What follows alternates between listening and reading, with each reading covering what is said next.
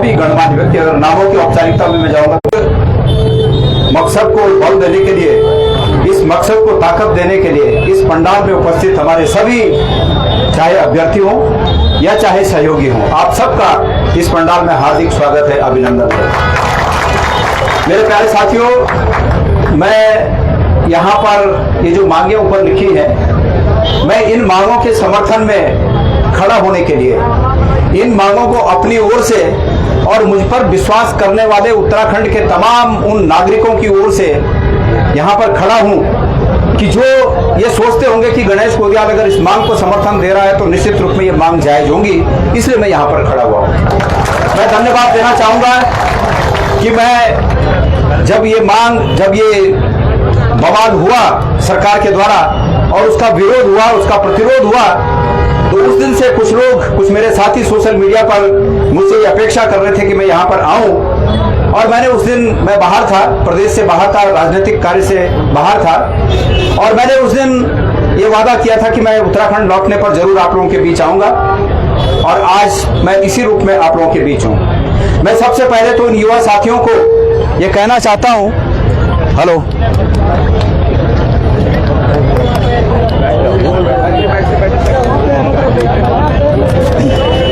ये तो वो है, बैटरी वाला नहीं है शायद, कॉट है। भाई लोगों,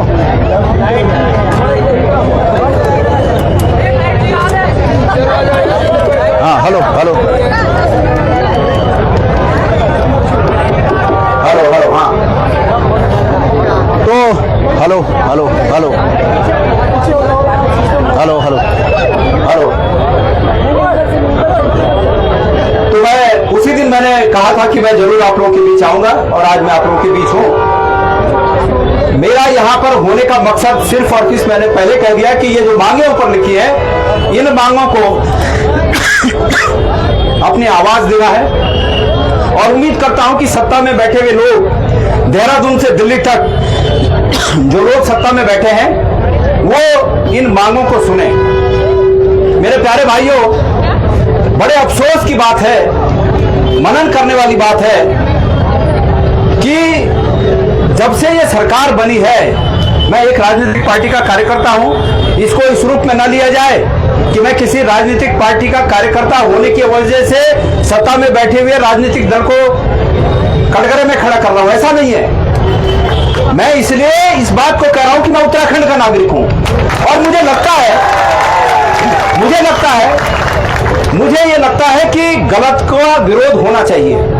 आप मेरे सोशल मीडिया को हमेशा देखते होंगे, अगर हमारे में भी कुछ गलती है तो उस गलती का भी विरोध होना चाहिए। ऐसा नहीं कि हम अगर कर दें गलती तो वो माफ हो, और दूसरा अगर गलती करे तो वो गलती है, ऐसा नहीं है। सबके लिए नियम एक होने चाहिए। तो मैं कहना यह चाहता हूं कि भाई, मुझे बड़ा दुख हुआ इस बात का कि जब इस पेपर लीक होने पर हमारे प्रदेश के आदरणीय मुख्यमंत्री पुष्कर सिंह धामी जी का ये वक्तव्य मैंने देखा, और उसमें वक्तव्य में उनके द्वारा और उनके मंत्रिमंडल के सहयोगियों के द्वारा इस बात पर जोर दिया जा रहा है कि नकल जिहाद हो गया उत्तराखंड में। और मैंने तत्काल सोशल मीडिया पर इसको रिएक्ट किया कि भाई ये इसको भी धार्मिक जामा पहनाना चाहते हैं। अब आपको एक बात समझनी पड़ेगी, इस प्रदेश के लोगों को एक बात समझनी पड़ेगी, और इस प्रदेश के लोगों का आह्वान मैं इसलिए कर रहा हूं कि यहाँ पर बैठे हुए बच्चे हमारे प्रदेश के उन जो दूर दराज के क्षेत्र में इस भाषण को या यहाँ पर आप लोगों की बातों को सुन रहे होंगे, ये सब उनके बच्चे हैं। तो ये बात उनको समझनी पड़ेगी कि ये जिहाद जिहाद जिहाद जिहाद मुख्यमंत्री जी बार बार क्यों बोल रहे हैं, और मुख्यमंत्री जी बार बार जिहाद इसलिए बोल रहे हैं। इस बेटी ने अभी यहाँ पर आकर जो कहा था, या अभी मेरे से पहले जो हमारे साथी यहाँ पर वक्ता थे, इन्होंने जो कहा कि भाई इनके पास लाख दुखों की एक दवा है, और वो दवा इसलिए है कि अब तक जितनी बार ये इस तरह के इन्होंने गलतियां की और लोगों ने विरोध किया, इन्होंने बस उसी दवा की घुट्टी पिलाई और लोग समझ गए, हाँ बस ठीक है। और जब इस दवा की घुट्टी, ये जिहाद रूपी दवा की घुट्टी पिला पिला कर ये सत्ता के सिंहासन तक, सत्ता के शीर्ष तक पहुंच गए हैं, तो उनको पता है कि आज चाहे कुछ भी हो जाए, इनके पास वो घुट्टी है कि फिर वो उस घुट्टी को नए रूप में आपके बीच लाएंगे, उस दवा को आपके बीच नए रूप में लाएंगे इस प्रदेश के लोगों के बीच उस दवा को नए रूप में आपके पास लाएंगे, नया नाम देकर लाएंगे और फिर लोग उसमें बैठ जाएंगे। मेरे प्यारे साथियों, जब से ये सरकार आई है एक भी परीक्षा ऐसी नहीं है कि जिसमें इनके हितों को नहीं साधा गया। अफसोस इस बात का है कि संवैधानिक पदों पर बैठे हुए लोग इन्होंने चुन कर संवैधानिक पदों पर ऐसे लोग बिठा दिए हैं कि जिन्होंने इनके हितों की रक्षा के लिए आवाम के हितों को दरकिनार करके रख दिया।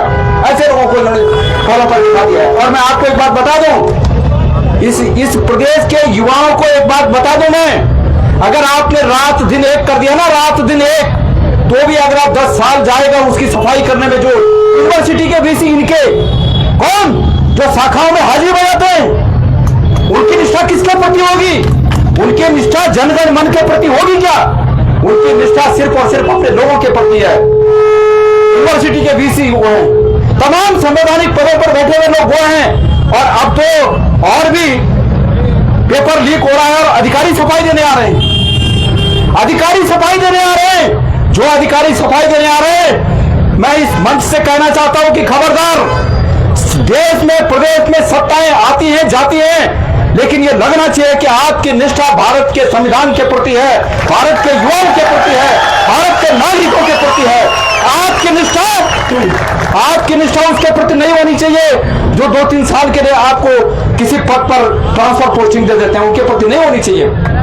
साथियों, अतीत में भी सरकारें रही, आपको पता होगा, हमारे युवा साथी पढ़े लिखे साथी हैं, एक ऐसे भी वक्त था जब एक देश की विपत्ति के समय एक बड़े मंत्री ने अपना एक बार सूट पहना और आईने में देखा, उनको सूट ठीक नहीं लगा, बाहर जाने के पहले सूट दूसरा पहन दिया और उतरे में मंत्री पद चला गया। याद है? इस देश में ऐसा भी वक्त था, जब किसी मुख्यमंत्री पर आरोप लगा तो मुख्यमंत्री को 24 घंटे के अंदर रिजाइन देना पड़ा। बाद में वो बरी हुए। इस देश में यह भी था कि केंद्रीय मंत्री, जब यूपीए की सरकार थी, केंद्रीय मंत्री पर आरोप लगे, कौन से घोटाले में 2G स्कैम 3G स्कैम क्या थे वो, और 10 साल तक केस चला। और उसके बाद कोर्ट ने कहा कि 10 साल तक कोर्ट में बैठने के बाद, जज ने कहा, लिखा आदेश में, 10 साल तक कोर्ट में बैठने के बाद मैं इंतजार करता रहा कि कभी तो सरकार इसके प्रमाण देगी, लेकिन कोई प्रमाण नहीं आया, लिहाजा मैं इनको बाइज्जत बरी करता हूं। ऐसे भी थे, लेकिन उनको मंत्री पद से उस समय हटना पड़ा। और आज केंद्र के पास, इनकी सरकार के पास, इनके रहनुमाओं के पास, इनके नेताओं के पास ऐसी कौन सी इन्होंने जड़ी बूटी खिला रखी है कि इनको यह तक नहीं पूछा जा रहा है कि जितनी परीक्षाएं हुई उतनी परीक्षाएं, एक भी परीक्षा फुल प्रूफ क्यों नहीं हो पाई, यह तक नहीं पूछा जा रहा है। मेरे प्यारे साथियों, एक कहावत है, लड़के ने, हमारे छोटे बच्चे, मतलब मेरे अनुज ने पहले कहा, जो वक्ता थे, मैं नाम नहीं जानता, और उस बोलने का लबोलुबाब ये था कि अगर घर के बगल में डकैती पड़ी हो और बगल वाले को आराम से नींद आ जाए, या इस बहन ने कहा, किसी ने तो कहा अभी, लबोलुबाब यही था, अगर बगल में डकैती पड़ी हो और पड़ोसी को इत्मीनान से नींद आ जाए तो ये समझिए कि अगला नंबर उस पड़ोसी का है। और यही हुआ है पिछले 10 सालों से, 8-9 सालों से, जब से यहाँ पर ये सरकार है, एक भी परीक्षा सफल नहीं हो पाई। और अगर आप लोग सीबीआई जांच की मांग कर रहे हैं, मैं तो एक कदम आगे बढ़कर यह कहना चाहता हूं कि ये सीबीआई जांच की भी मांग आप किसी सिटिंग जज की अध्यक्षता में कराइए।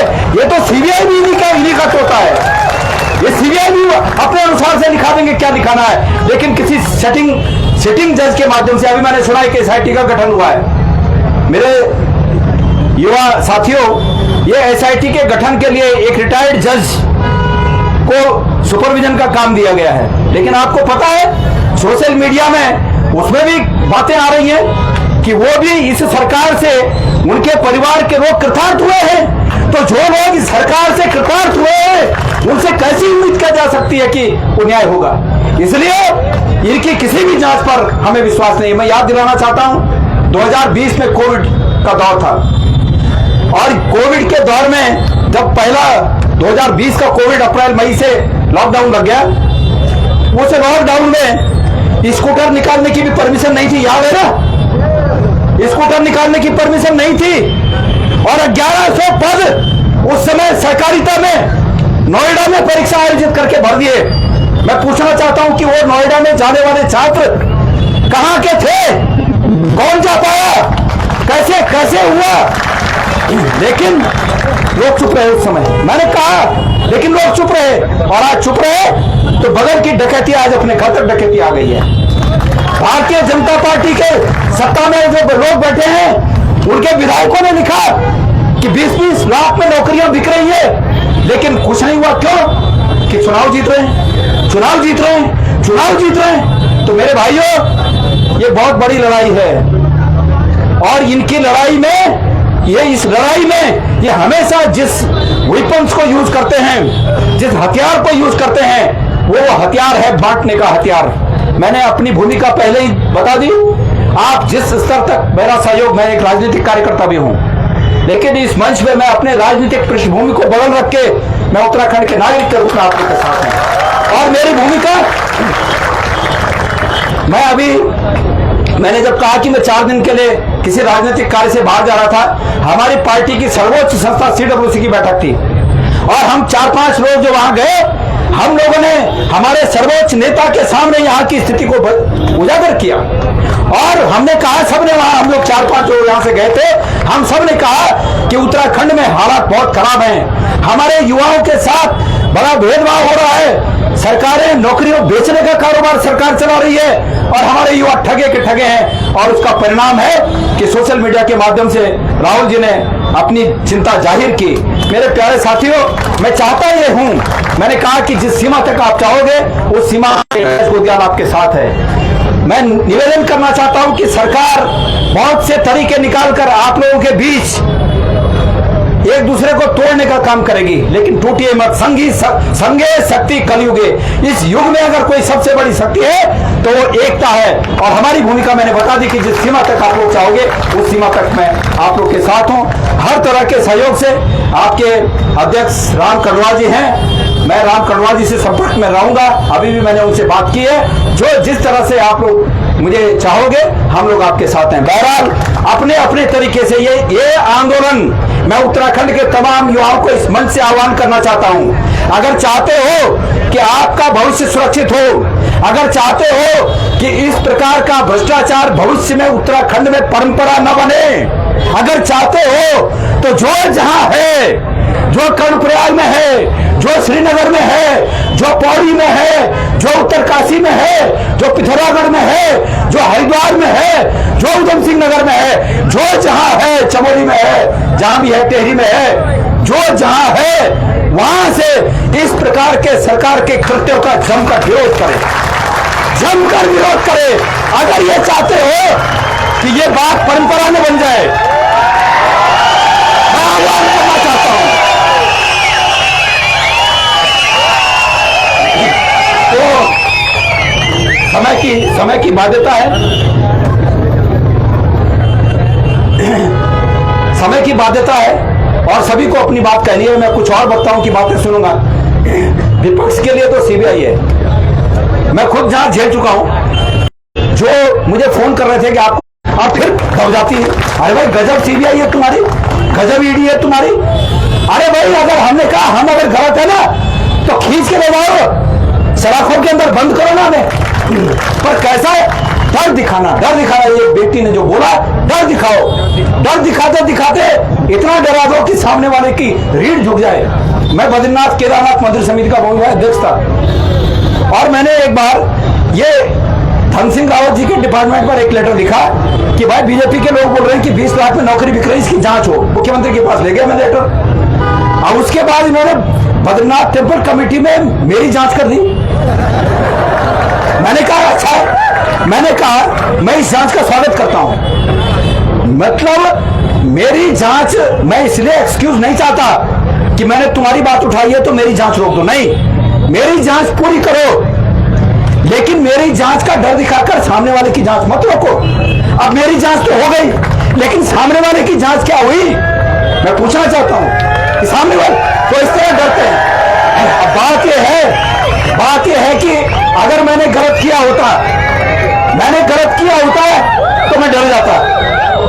तो मैं समझता हूँ समय ज्यादा हो गया और मैं आप लोगों के समय में ज्यादा कोई बात नहीं, और भी बोलेंगे बहुत, अगला दिन भी होगा, अगले दिन भी बोलेंगे।